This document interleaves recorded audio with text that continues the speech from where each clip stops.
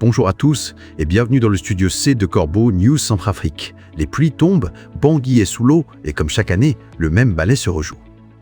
On a le droit aux mêmes images, aux mêmes ministres sur le terrain et aux mêmes promesses qui s'envolent avec la décrue.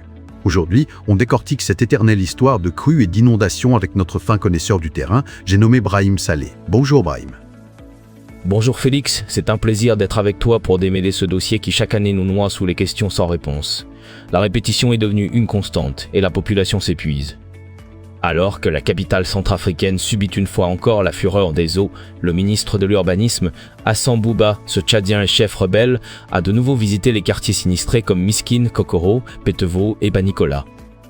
Une présence qui sent bon l'opération de communication quotidienne plutôt qu'une vraie solution à une crise humanitaire et administrative qui dure depuis une décennie. Opération de communication, Brahim, c'est le mot juste.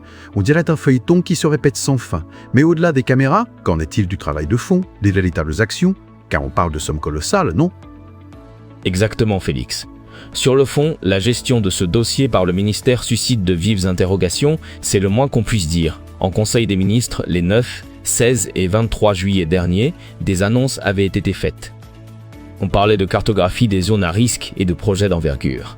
Mais voilà, malgré les financements conséquents venus de partenaires comme la Banque mondiale, des dizaines de milliards de francs CFA, Félix, le problème reste entier, année après année. Les blocages institutionnels et sécuritaires ont parfois atteint des sommets. On se souvient même d'incidents paranoïaques où de simples drones d'évaluation cartographique, utilisés par des techniciens, avaient été pris pour des tentatives de déstabilisation. Et pendant ce temps-là, les habitants subissent les mêmes dégâts à chaque averse. Des dizaines de milliards qui s'évaporent sans résultat concret, c'est consternant. Mais tu parlais aussi de la forme, Brahim, de la communication même de ce ministre. On sait qu'il a une manière particulière de s'exprimer. Qu'en est-il de sa dernière sortie? Ah, Félix, c'est là que ça devient particulier. Sur le plan de la forme et de la communication, l'intervention de ce ministre tchadien et chef rebelle, désormais fugitif, a fait beaucoup parler. Il s'est exprimé dans un français très approximatif et idiomatique, livrant une déclaration plutôt confuse aux journalistes. Beaucoup d'analystes et de citoyens pensent qu'il vaudrait mieux qu'il s'exprime dans une langue qu'il maîtrise parfaitement, comme l'arabe tchadien, plutôt que de faire usage d'un français décousu qui nuit à la clarté du message institutionnel.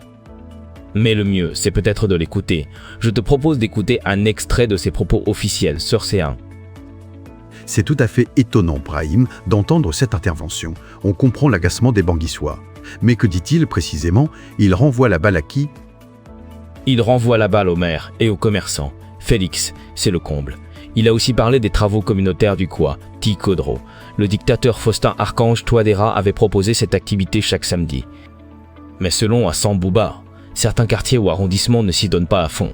Il en appelle donc à tous les élus, les maires d'arrondissement, les présidents de jeunesse et les délégués de marché pour ne pas fermer les boutiques et aller travailler.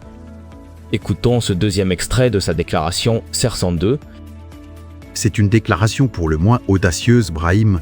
Accuser les commerçants de ne pas participer aux travaux alors que leurs biens sont détruits par les inondations. La population, elle, attend toujours des solutions concrètes, n'est-ce pas? Exactement, Félix. Pendant que les pluies torrentielles continuent de gâcher la vie quotidienne des Banguissois, la population, elle, attend des actions concrètes d'assainissement et une gestion transparente des fonds publics.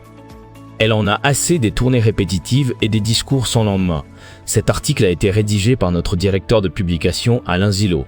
Pour toutes vos réactions et commentaires, n'hésitez pas à nous contacter sur WhatsApp au +20 36 75 et 100 dans 80 84 22 dans 82 dans 82. C'était Brahim Saleh. Au revoir Félix et à très bientôt.